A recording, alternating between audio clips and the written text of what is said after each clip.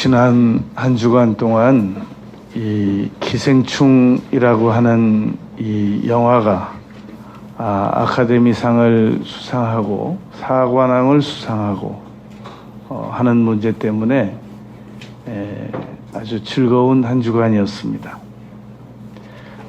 기생충이라고 하는 영화는 이 첫 장면이 반지하의 창문을 통해서 이렇게 양말과 속옷을 걸어놓은 그런 장면을 시작으로 합니다. 그리고 이제 마지막 장면은 그 반지하의 가장 기택 씨의 아들 기우가 아버지에게 내가 언젠가 이 박 사장의 집을 사서 우리 온 가족이 다 이 집으로 이사 올 수 있게 해주겠다 라고 장담했던 그 집의 그 정원 장면으로 끝이 납니다. 이제 그 반지하에서 그 기택 씨, 가장 기택 씨가 누워 잠을 자고 있고, 그리고 아내 충숙 씨는 바느질을 하고 있고, 아들 기우가, 사수생인 아들 기우가 이 핸드폰을 이렇게 공중으로 휘휘 저으면서 이 위에 집 1층 사는 사람이 아무래도 와이파이에 비밀번호를 걸었나 보다. 갑자기 와이파이가 안 된다 라고 하니까 이제 그 여동생입니까? 누이입니까? 기정이가 같이 와이파이가 안 된다고 이렇게 그 수세식 세면기 쪽으로 가잖아요. 그때 아내 충숙 씨가 그 누워 잠자고 있는 그 기택 씨 힙을 발로 차면서 어떡할 거냐, 이제 와이파이도 다 끊겼는데. 그러니까 기택 씨가 머리 부시시한 장면으로 일어나면서 와이파이가 안 되면 천장 쪽으로 핸드폰을 더 바싹 붙여봐라, 그렇게 한마디 하지 않습니까? 그리고 식빵 뜯어먹고 곱등이 이 책상 그 상 아래로 밀어버리고, 근데 와이파이가 되는 거예요. 그때로부터 시작해가지고 갑자기 그 기우의 친구, 대학 다니고 있는 기우의 친구 민혁이가 와가지고 자기가 이제 군에 가야 되니까 과외하고 있는 타해, 고등학교 2학년 다해 과외 중인데 네가 가서 좀 대신 가르쳐라, 이렇게 말을 하지 않습니까? 그러니까 내가 지금 사수생인데 어떻게 가르치냐, 그러니까 재학증명서는 위조하면 된다. 그래서 이제 본 감독이 졸업한 연세대학교 이 재학증명서를 그 미술학과 지망생 기정이가 잘 이렇게 위조를 해줘서 들고 가지 않습니까? 기택 씨가, 가장 기택 씨가, 야, 이거 서울대학교 문서 위조학과 없냐? 너무 잘 만들었다. 아들아, 아버지는 네가 자랑스럽다. 그러니까 이 기우가, 아버지 저는 이걸 죄라고 생각 안 해요. 제가 이 학교 진짜 들어갈 거거든요. 그래가지고 박 사장 부인을 만나지 않습니까? 그래서 만나서 서류 제출하고 이제 과외 교사가 된단 말입니다. 그런데 이제 그 집에 놀라운 비밀이 하나씩 밝혀져요. 제일 밑에 지하에 책장으로 이렇게 가려놨던 그걸 이렇게 책장을 이렇게 밀어내니까 그 지하 고을방에 전 가정부 문광, 문 열고 들어온 미친 사람 문광, 그 문광의 남편 갑근세의 준말 근세, 이 근세 씨가 그 안에 숨어 사는 거예요.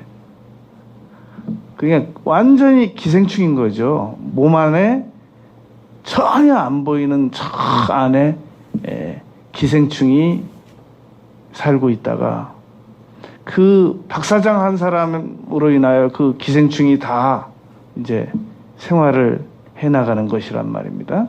자, 지금 그 기생충 영화를 너무 오래 끌고 가면 이게 지금 설교가 잘못 희석될 수 있습니다. 왜 이 얘기를 하느냐? 자, 우리라면 그 기생충에 나오는 출연진들 중에서 누구에게 전도하고 싶습니까?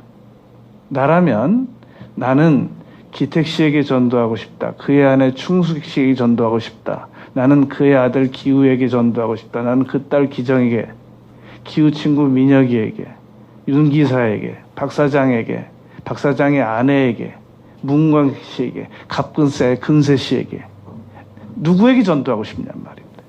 사회 계층에 여러 사람이 있습니다. 그래서 제가 잘 생각을 해봤습니다. 나라면 기생충 출연자들 중에서 누구에게 전도를 하고 싶은가? 제가 한 명 한 명 다 짚어봤어요. 그랬더니 저는 아무도 감동이 안 오는데 저는 봉준호 감독에게 전도를 하고 싶더라고요. 왜 그러냐? 이 봉준호 감독은 저는 봉준호 감독이 이번에 이 기생충 영화를 통해서 알기 전에는 몰랐어요. 봉준호 씨가 뭐 하는 사람인지 누군지도 몰랐어요. 근데 하도 기생충이 연일 나오니까 관심을 안 가질 수가 없더란 말입니다. 그래서 이제 봉준호 감독에 대해서 다른 영화 뭐 살인의 추억 뭐 몇 개 만들었다는데 영화를 그건 관심 가지고 싶지 않고 이 기생충에 대해서만 지난 주간에 관심을 좀 가졌었습니다. 그래서 첫 장면이 뭔가 찾아봤더니 그 반지하에서 그 이렇게 양말 걸어놓고 말리는 장면이 나왔고 마지막 장면이 뭔가 엔딩 장면이 뭔가 봤더니 그 기우가 언젠가 그 집을 자기가 구입해서 온 가족을 다 들어오게 이사시키겠다고 호언장담했던 그 기택 씨 아버지에게 말했던 그 집을 이 마당에서 끝나더란 말입니다. 그래서 이 영화가 어떻게 마지막으로 정리가 되고 있는가를 좀 더 찾아봤더니 결국은 그 문광 씨의 남편 숨어 살던 이 근세 씨가 칼부림으로 결국 그동안 자기가 기생하던 그 집 사람들을 죽이고 끝나더란 말입니다. 제가 이 봉준호 감독에게 꼭 전도하고 싶은 것이 있습니다. 어느 이 영화를 본 사람이 봉준호 감독에게 질문을 했다고 합니다. 감독님은 좀 이 영화가 너무 사회 비판적이라고 생각하지 않습니까? 그랬더니 이 봉준호 감독이 나는 사회 비판적이라고 생각하지 않습니다. 저는 정직하고 싶었습니다. 제가 기우가 그 박 사장이 살고 있는 그 2층 집과 지하 집을 정상적인 월급을 받아서 구입을 하려면 얼마나 걸릴 수 있을까 계산해 봤습니다. 574년 걸립니다. 그래서 그런 그 현실적인 그 측면 그것은 봉 감독이 잘 그 계산을 했는데 그러나 성경은 할 수 있거든요. 무슨 말이냐? 믿는 자에겐 능치 못함이 없느니라 라고 그 처절한 형편에 있는 아버지에게 예수님께서 가르치셨단 말입니다. 물론 우리 예수님을 믿는다고 해서 지하 단칸방에 사는 그 반지하에 사는 사람이 봉 감독 말대로 574년 걸려서 구입할 수 있는 그 저택으로 예수님 믿으면 단번에 이사 가게 된다는 말은 아닙니다. 그러나 이 영화가 치우친 것은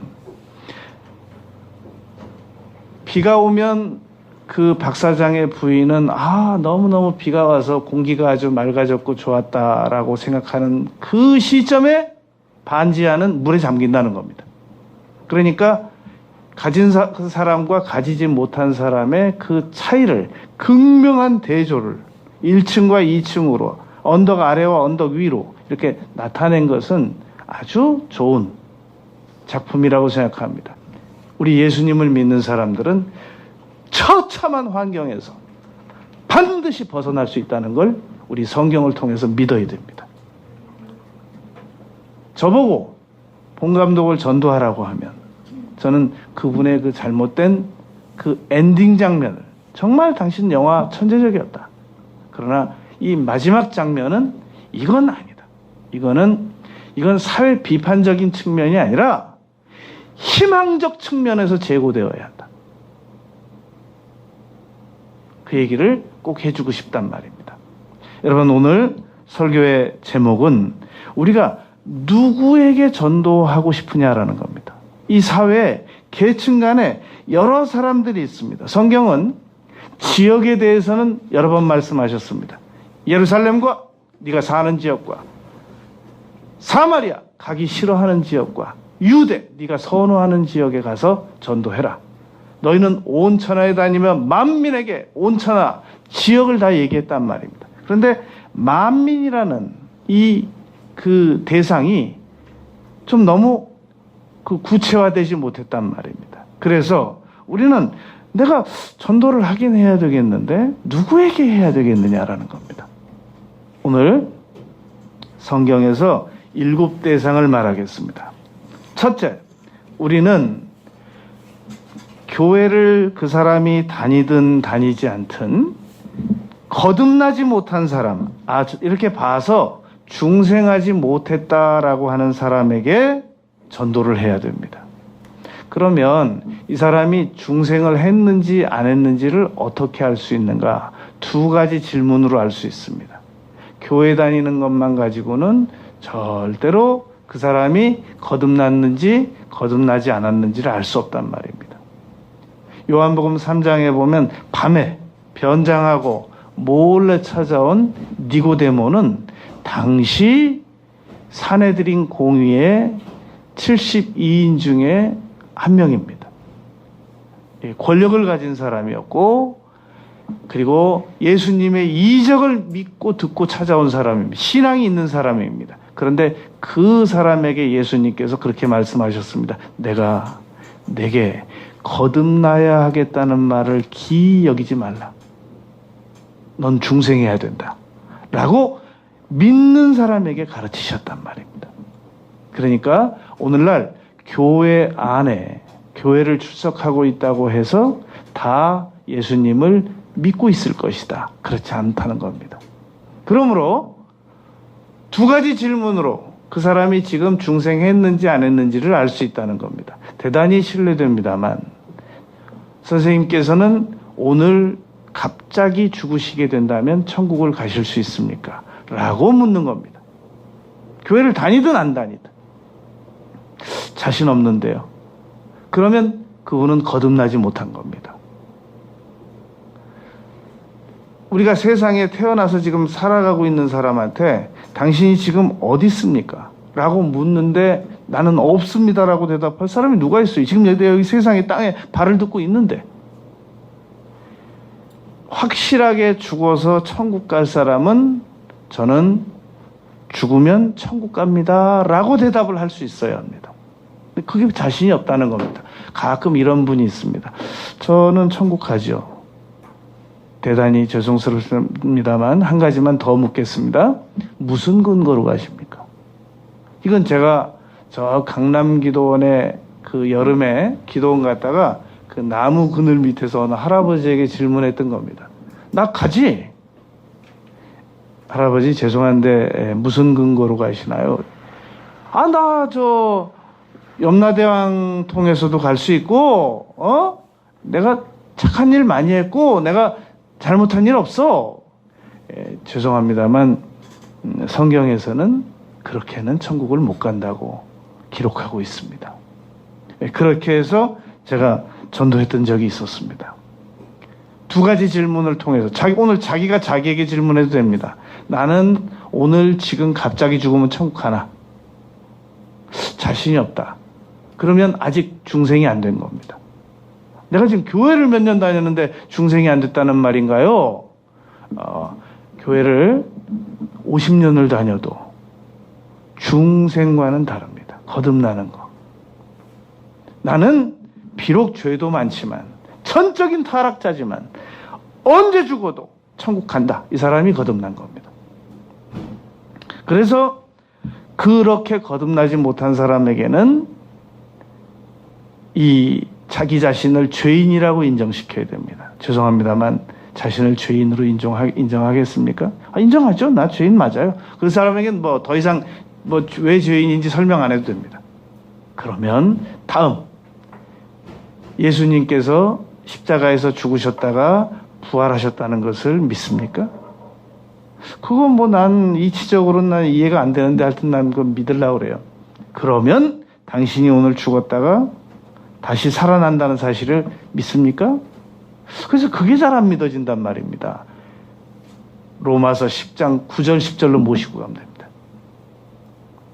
그래서 사람이 마음으로 믿고 입으로 시인하기만 하면 천국 갑니다.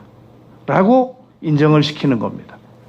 그런데 이제 이 부분에 대해서 비판적인 견해가 있습니다. 아니, 예수님이 누군지도 모르는데 무조건 마음으로 믿고 입으로 시인만 하면 천국 간다고 그거 밀어붙이는 것은 그건 너무 좀 독선적인 거 아니겠습니까? 이렇게 비난하는 분들이 있습니다. 또 신학 체계가 아주 많이 형성된 분들 가운데서는 그거 인정할 수 없다는 겁니다. 왜냐하면 삶은 엉망인데 마음으로 믿고 입으로 시인만 했다고 천국 간다고 고백해놓고 그 다음부터 죄 마음대로 짓고 그 사람을 어떻게 천국 간다고 생각할 수 있느냐? 구원 못 받았다. 나는 그 사람 구원 받았다고 믿지 않는다. 이렇게 말하는 사람들이 있단 말입니다. 제가 반론을 제기하겠습니다. 저는 그렇게 말하는 사람들을, 신학자들이나 그렇게 가르치는 분들을 아주 무책임하고 못마땅하게 생각합니다. 지금 그렇게 말하는 그 신학자나 그렇게 가르치는 그 목사님이나 그 분들의 사랑의 관계성자들이 지금 임종 직전이에요. 뭐 할 거예요, 그러면? 그럼 고백 안 시키고 뭐 할 거예요? 나는 고백 못 믿어. 일어나셔서 삶의 행동에 모범을 보이세요. 나쁜 사람들이야죠. 예? 무책임한 사람들이.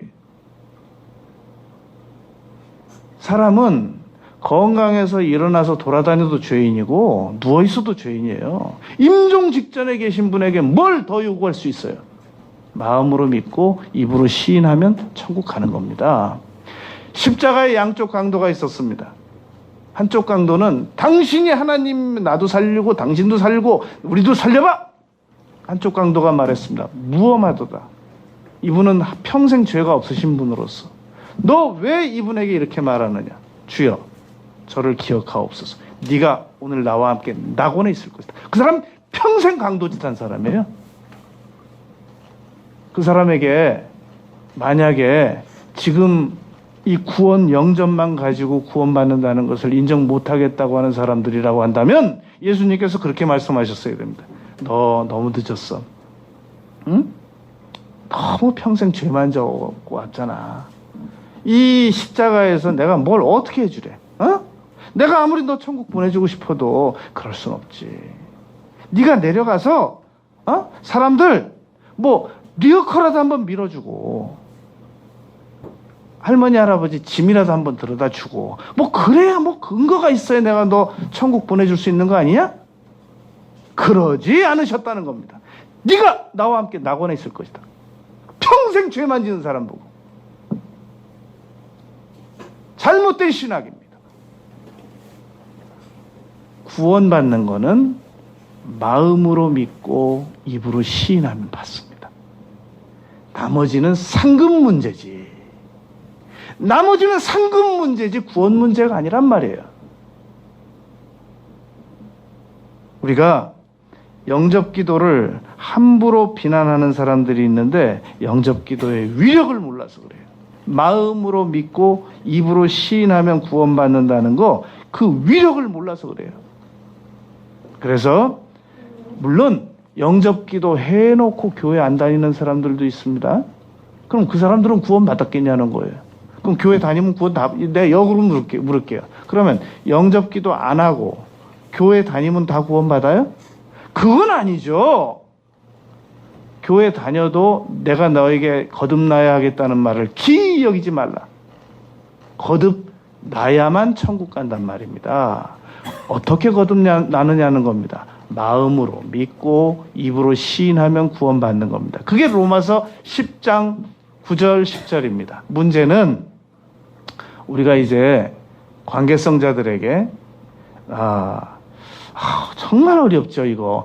저는 저희 어머니 돌아가시기 전에 영접기도만 30몇 번을 인도해 드렸어요. 하여튼 뵈면 영접기도 하시자고 그랬어요. 아이 그거 좀 그만 좀 해. 32번 했어요. 32번. 혹시라도 네? 해드릴 수 있는 게 그밖에 없어요. 어머니 뭐 선행을 행하세요. 뭐 언제 선행을 어떻게 행하라는 거예요. 저는 영접기도의 위력을 믿습니다. 반드시 저는 장로님이 임종하시더라도 신앙이 좋은 분이 임종하시더라도 반드시 영접기도를 마지막 확인합니다. 장로님 죄송합니다. 장로님께서 신앙생활을 평생 하셨는데 제가 이 시간에 영접기도 인도한다고 해서 불쾌하게 생각하지 말아주셨으면 좋겠습니다. 반드시 인도합니다. 저는 목사님이 임종하는데도 만약에 저보고 임종 예배 드려달라고 그러면 난 영접기도 인도할 거예요. 목사님께서 어련히 신앙생활을 잘 해오셨겠습니다. 대단히 죄송합니다만 제 앞에서 영접기도 하십시오. 전 할 거 하고도 남을 사람이에요. 전 영접기도의 위력을 믿습니다. 그래서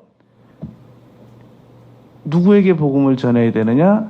아직 교회를 다니나 교회를 안 다니든지 그 사람이 구원받지 못했다고 생각하는 사람들에게 전도하는 겁니다. 두 번째, 누구에게 전도해야 되는가? 현재 질병에 걸린 사람에게 전도해야 됩니다. 여러분, 지금 병이 걸려서 아픈 분들은 우리 성경에서 인도하는 치료받는 방법에 대한 정보가 없어요. 여러분, 이 정보라는 게 얼마나 소중한 것인지 내가 사례를 말씀드릴게요. 저는 지난 20년 동안 힘든 일만 있으면 입안이 헤어졌어요. 아무튼 매 학기마다 입안이 한 3번씩 헤어지고 제가 1993년도에는 어디서 있었느냐면 1992년도에는 어디 있었냐면 강남구 음마사거리에 그 믿음의 집에서 제가 부교육자 생활했습니다. 20개월 동안. 그때 전도사 때도 조금만 피곤하면 새벽에 일어나서 그 부천에 살면서 그 대치동까지 새벽 기도를 다녔어요. 새벽에 일어나서. 교회에서는 뭐 굳이 안 와도 된다는데 나는 또 그건 또 못해요. 전도사로 그 교회 안 있으면 몰라도 내가 있는 동안은 정확하게 새벽에 3시 반에 일어나서 그 대치동까지 새벽 기도 가서 드리고 그리고 차에서 자고 그리고 움직이고 그랬어요. 입안이 헤어지는 거예요. 입안이 헤어지면 어디로 가냐면 그 음마사거리에 이렇게 약국이 하나 있습니다. 그 상가 지하 1층으로 들어가면 그때는 알보칠이 안 나왔어요.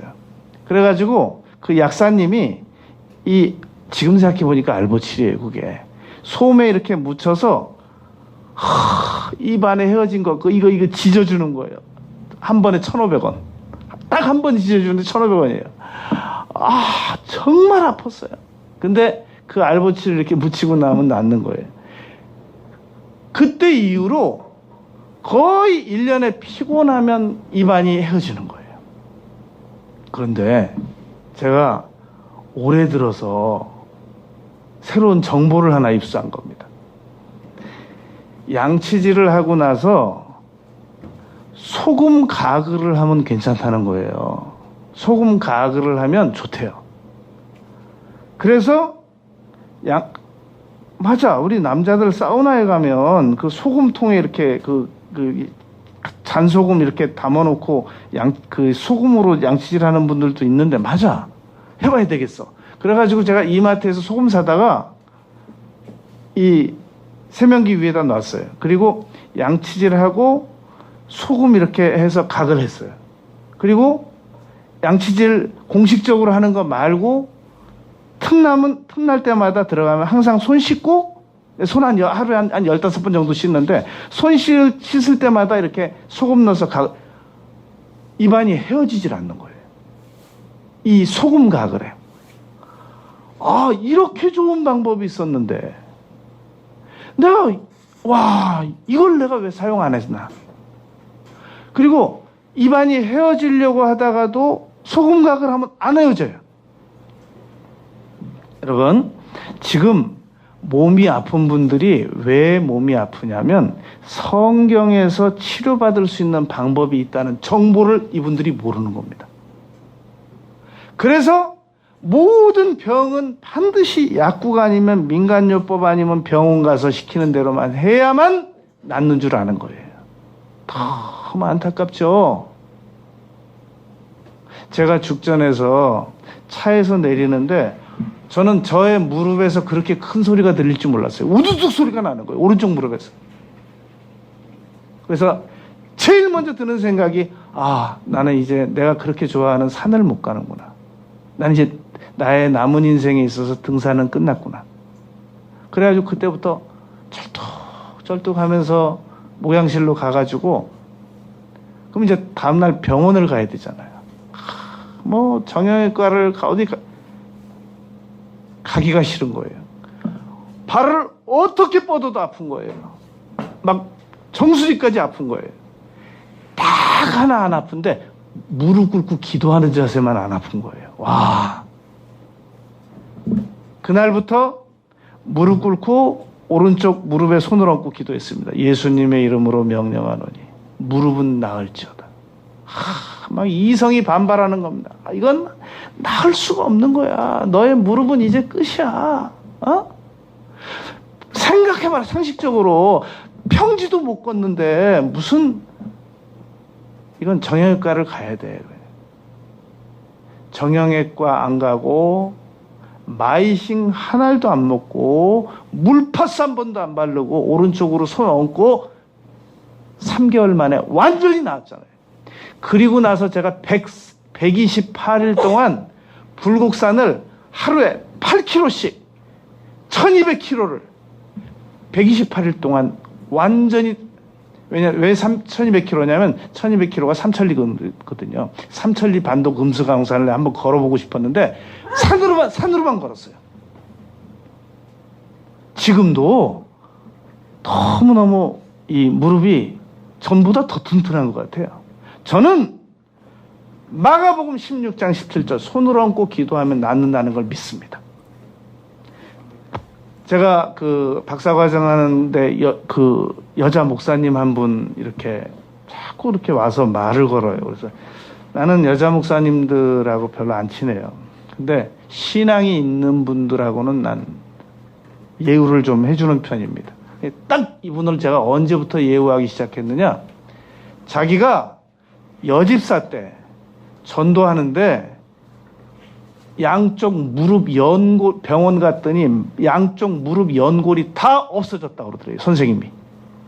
그래서 당신은 인공관절을 넣기 전에는 절대로 더 이상은 정상적 보행이 어렵습니다 라고 말하더래요. 그래서요, 목사님 내가 오살리 기도원 갔잖아요. 그래서요, 사흘 금식했잖아요. 그래갖고요 완전히 나와버렸잖아요.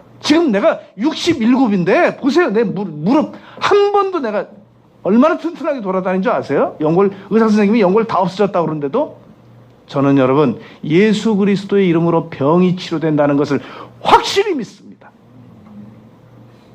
만약에 내가 안 믿으면 내가 안수를 안 하죠. 내가 안 믿어지는 걸 왜 안 믿어지는 걸 왜 하겠어요?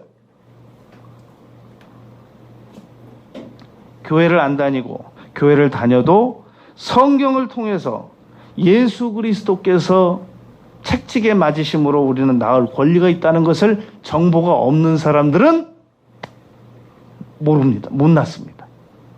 제가 입 헤어지는 거 정보 없어가지고 20년 아팠는데 소금 가글만 해도 낫는 것처럼 정보가 없으면 교회 나와서 치료받을 수 있는 방법이 있다는 걸 모른단 말입니다. 요즘 같은 과학이 발달됐고 이렇게 약이 좋고 수술이 좋은 그러니까 병원에서 고칠 수 있는 건 고치시고 못 고치는 것은 안수로 고치잔 말이에요. 예수 이름으로 고치잔 말입니다. 병원에서 다 고칠 수 있는데도 못 무조건 교회 와서 고치자는 말이 아니잖아요. 자연 은총도 하나님께서 만드신 것이거든요. 특별 은총만 하나님이 만드신 게 아니란 말입니다. 세 번째, 현재 재정적인 어려움을 겪고 있는 사람들에게 복음을 전하자는 겁니다.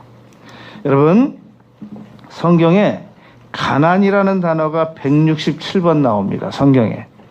그런데 첫 구절이 출애굽기에서 이자 받지 말라는 겁니다. 가난한 사람에게 이자 받지 말라. 빌려주고.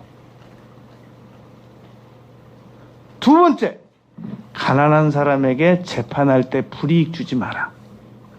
이게 성경에서 나온 167번 중에 두 구절입니다. 나머지는 잠언으로 가보면 가난한 사람은 이웃에게도 미움받는다. 가난한 사람을 학대하는 사람은 그 가난한 사람을 만드신 하나님을 멸시하는 자다. 가난한 사람을, 궁핍한 사람을 불쌍히 여기는 사람은 하나님을 공경하는 사람이다. 가난한 사람을 조롱하는 사람은 가난한 사람을 만드신 하나님을 조롱하는 거다. 가난하면 친구가 없어진다. 가난하면 형제들에게도 미움을 받는다. 쫓아가면 도망간다. 가난한 사람을 불쌍하게 여기는 것은 여호와께 돈을 빌려드리는 것과 같다. 귀를 막고 가난한 사람이 부르짖는 소리를 듣지 않으면 네가 부르짖을 때도 하나님이 안 듣는다. 가난한 사람과 부한 사람은 하나님이 모두 똑같이 만드셨다. 가난한 사람을 구제하는 자는 궁핍하지 않고 못 본 척하는 사람에게는 저주가 임할 것이다. 야고보서 2장 1절, 2절, 3절에서는 특별히 목회자들에게 그렇게 말했습니다.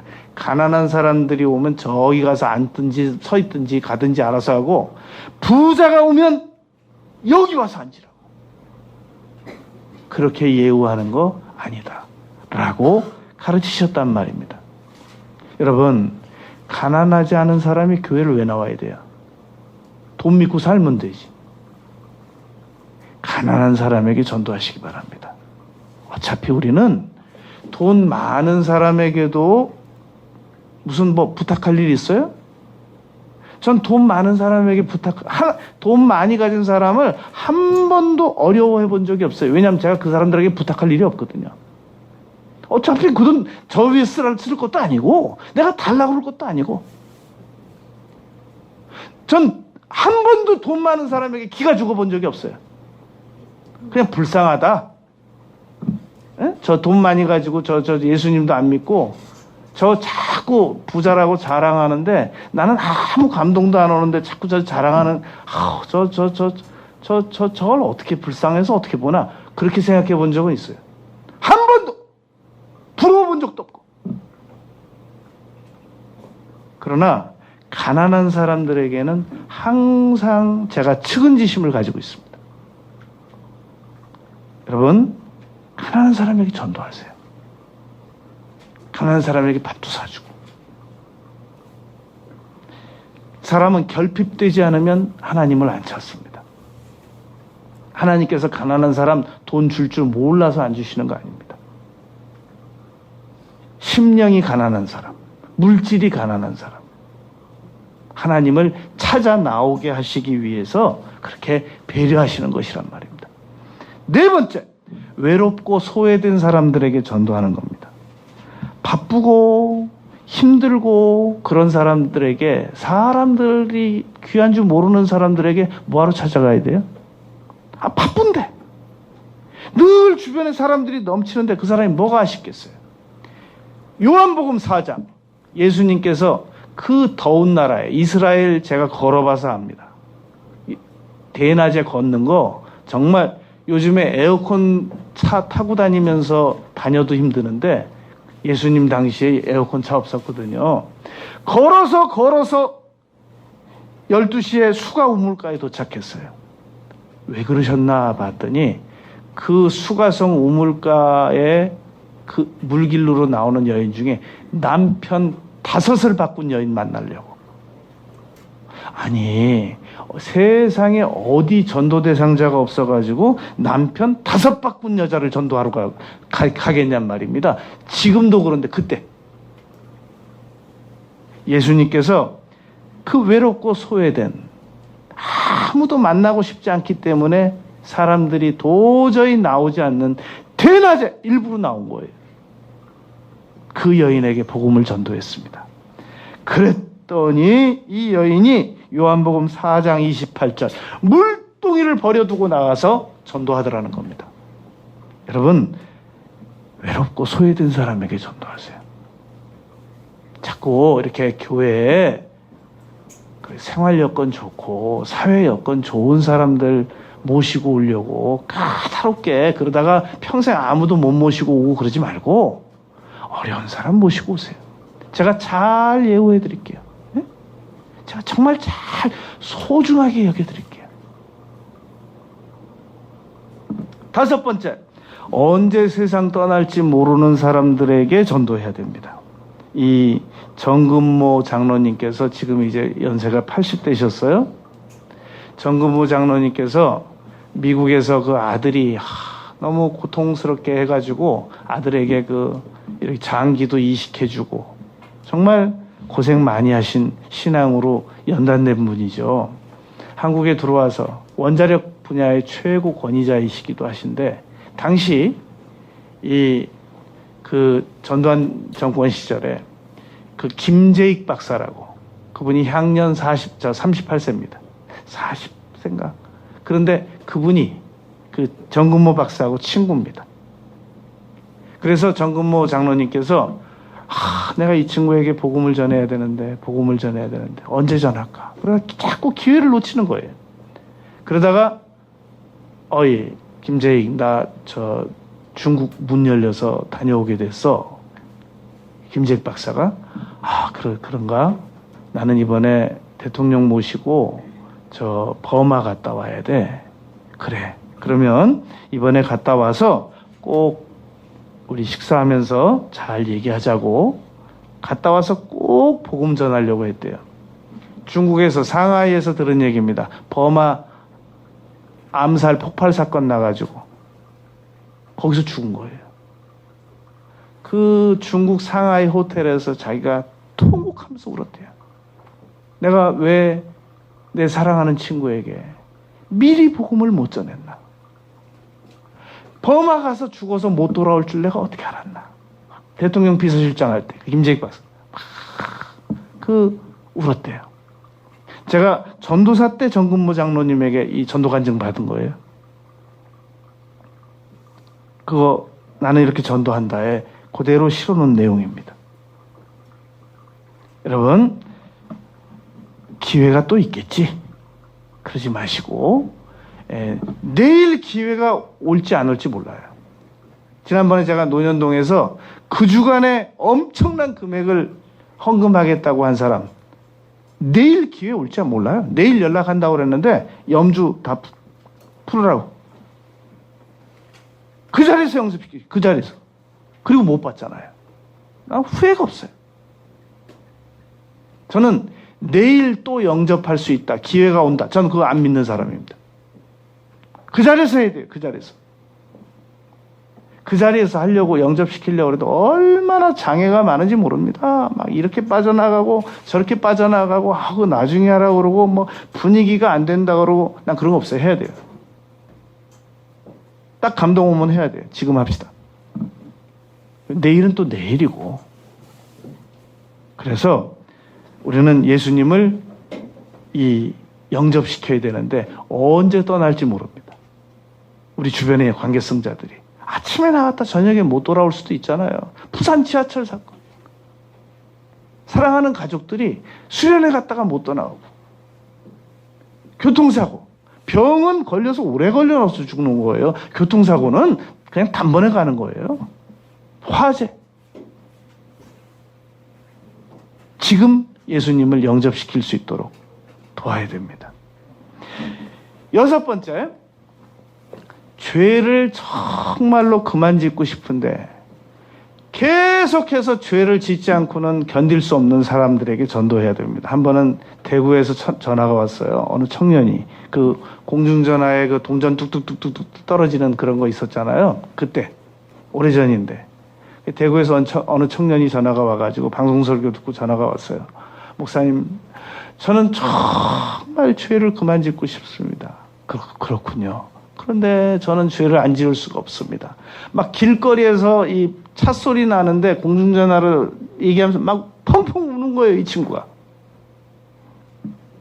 여러분, 성경에는 창세기부터 계시록까지 귀하지 않은 성경이 없죠. 그런데 특별히 죄에 대한 부분에서 크게 위로가 되는 부분을 세 곳만 저보고 추천을 하라고 한다면, 첫째는 요한일서 1장 7절 9절 2장 1절 2절입니다.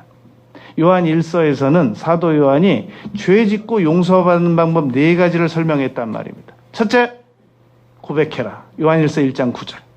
죄를 인정만 하라는 겁니다. 둘째, 요한일서 1장 7절. 죄를 예수님의 피로 씻어라. 셋째, 요한일서 2장 1절. 예수님 앞에 나와라. 그리고 네 번째, 믿어라. 이게 죄 용서받는 방법입니다. 그러나 그것은 죄를 이미 짓고 용서받는 방법이라서 죄를 안 짓는 데 도움이 되는 결정적 역할은 못한단 말입니다. 두 번째 추천할 곳, 에베소서 5장 18절. 오직 다른 방법은 없다. 성령의 충만함을 받아라. 근데 문제는 어떻게 성령 충만을 받는 방법을 모르잖아요. 그래서 이 두 번째 방법도 크게 위로를 드릴 수가 없어요. 죄 용서받는 방법을 그래서 로마서 6장으로 모시고 가는 게 좋습니다. 로마서 6장에 가면 사람이 죄를 짓지 않을 수 있는 방법 네 가지가 기록이 되어 있습니다. 첫째, 예수님과 연합해라.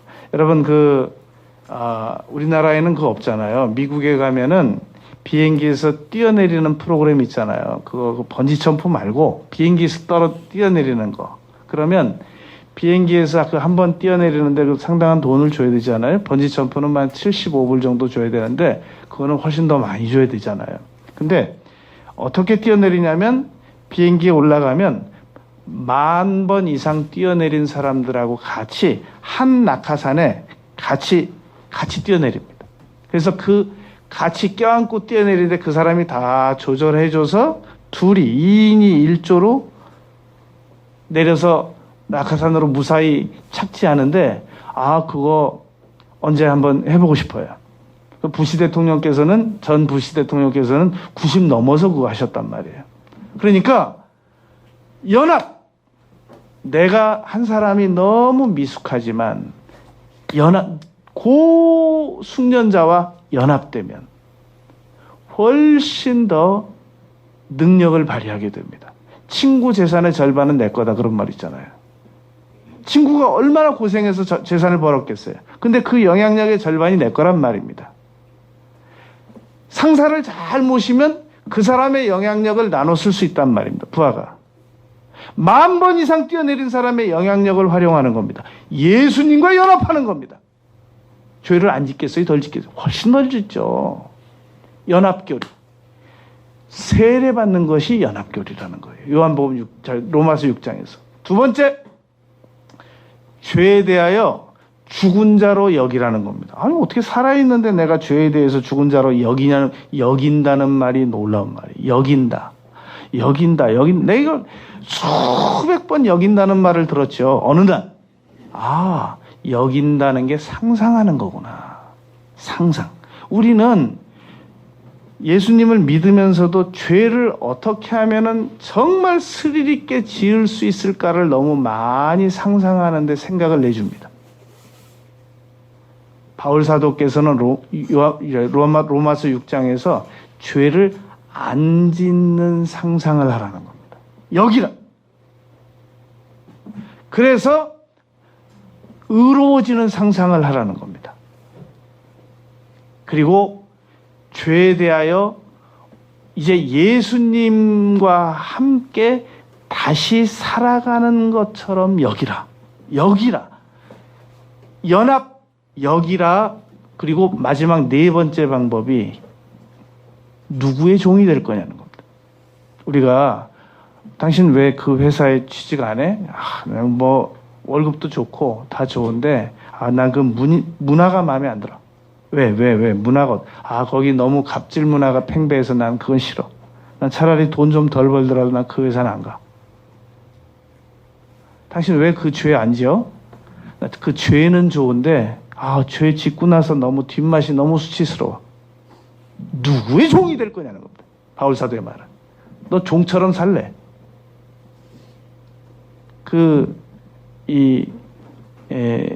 미국에서 코카콜라 사장에게 스카우트 하러 갔다 그러잖아요. 가서 그렇게 얘기했대요. 당신 우리 회사에 와서 일 좀 하라고. 그랬더니 나 코카콜라 일이 너무 귀해서 못 간다고. 더 좋은 예우를 해줘도 나는 못 간다고. 그렇게 말했대요. 스카우트 하러 간 사람이 이렇게 말했대요. 평생 설탕물이나 파슈. 그 말 듣고 그 코카콜라 사장이 사표 냈대요. 수치감을 주는 거예요. 누구 종 될래? 죄가 죄 믿고 좋은 건 맞아요. 스릴 있고. 누구 종이냐는 거예요. 그러니까 바울 사도가 그쪽으로 접근을 한 겁니다. 죄를 안 짓거나 덜 지을 수 있는 방법을 로마서는 8장이 제일 귀해요. 황금장이라고 그래요. 7장은 절망장입니다. 오호라 나는 공고한 사람이로다. 6장은 그늘에 가려진 장이에요. 그런데 놀랍게도 로마서 6장에서 죄를 안 짓거나 덜 지을 수 있는 방법이 기록되어 있다는 겁니다. 끝으로 7번째, 누구에게 전도할 것인가? 오늘 본문을 잘 보세요. 자, 사도행전 8장 26절, 27절, 28절 보세요. 사도행전 8장 26절, 주의 천사가 하늘에 심부름 꾼 천사가 빌립 집사에게 말하여 이르되 남쪽으로 가라. 예루살렘에서 가사로 내려가는 길까지 쭉 가라. 거긴 광야다. 일어나서 가서 보니까 그 광야에 에디오피아 사람 에디오피아 여왕 간다게의 모든 국고를 맡은 관리인 4시가 예배하러 예루살렘에 왔다가 돌아가는 거예요. 걸음을 세시는 하나님.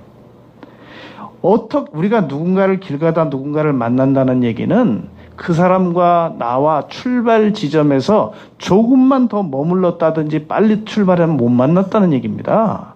빌립과 간다게가 정확하게 하나님께서 딱 만나도록, 광야에서 만나도록 수레 타고 가는 이 간다게 4시를 정확하게 만나도록 인도하셨단 말입니다. 29절, 성령이 빌립더러 이르시되 이 수레로 가까이 나아가라. 그래서 전도하고 세례주고 헤어졌단 말입니다. 여러분, 지금 어느 나라에선가는 악어 한 마리 때문에 그 나라 사람들이 아주 지금 불쌍해가지고 못 견뎌요. 악어 한 마리가 이렇게 출몰했다가 들어가고 그러는데 이 악어가 어디서 오토바이 타이어 하나에 낀 거예요. 이 가슴에.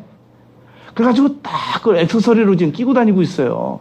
그래가지고 얘가 몸이 굉장히 큰 악어인데 이 오토바이 타이어 때문에 더 늘어나지도 못하고 호흡도 가쁘고 거기 또 그렇게 하고 또 사람들 나타나면은 구조해서 그 타이어 끊어주려고 사람들 나타나면 도망가고 지금 이 사람들이 굉장히 그 악어 지금 어떻게 하면 오토바이 타이어 끊어줄 수 있을까에 대해서 지금 골몰하고 있습니다. 제가 묻겠습니다. 아니 악어가 무슨 좋은 일을 한다고 그냥 내버려 두지 숨 가쁘든가 말든가 그 타이어를 왜 끊어줘야 돼요? 가슴 가뻐갖고 그냥 고기도 못 잡아먹고 그냥 다이어트도 좀 하고 그렇게 두면 되겠구만. 그럼 뭘 그렇게 굳이 그 악어의 지금까지 역대 모든 짐승들 다 도와줬는데 고맙다고 인사하고 간 애들이 하나도 없어요. 전 세계적으로. 그걸 뭐하러 그걸 저 타이어를 해줘야 돼요? 측은지심.